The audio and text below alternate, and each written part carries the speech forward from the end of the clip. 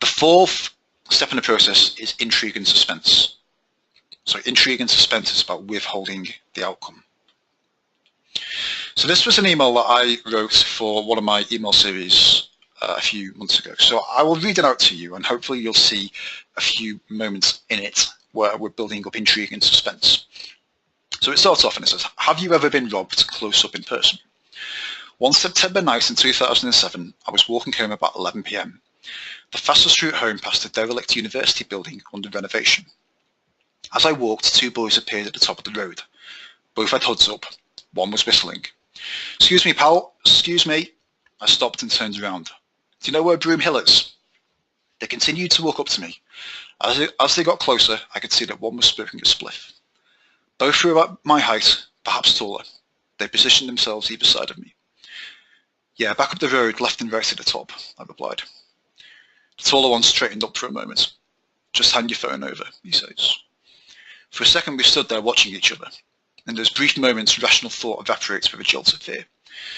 I turned and sprinted back up the road, 30 metres, 20 metres. I could hear the thump, thump, thump of pounding footsteps behind me. I reached the junction with no space to turn.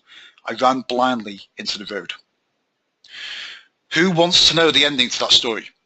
This is the whole point of suspense. It's building things up and withholding the outcome. All good novels do this, and you can do it in your nurture emails as well. So if you look at this, we're actually doing things on a few levels. I'm withholding the outcome of the story as a whole, but I'm building the suspense at little points throughout the story. So I've started actually quite early. The fastest route home past a derelict university building under renovation. I'm bringing you into the story there, and we know that nothing good comes from walking past derelict university buildings late at night, does it really? And I'm introducing little things like the boys appeared at the top of the road. Both had hoods up. You know, not a good sign. But again, I'm not giving you the answer till later on.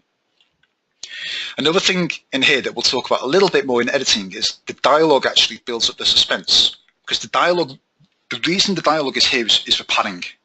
It's to delay giving you the outcome of the story for a little bit longer. So if you feel like you would never be able to produce writing like this, I'm going to show another example. This is what one of my students, David, sent to me yesterday.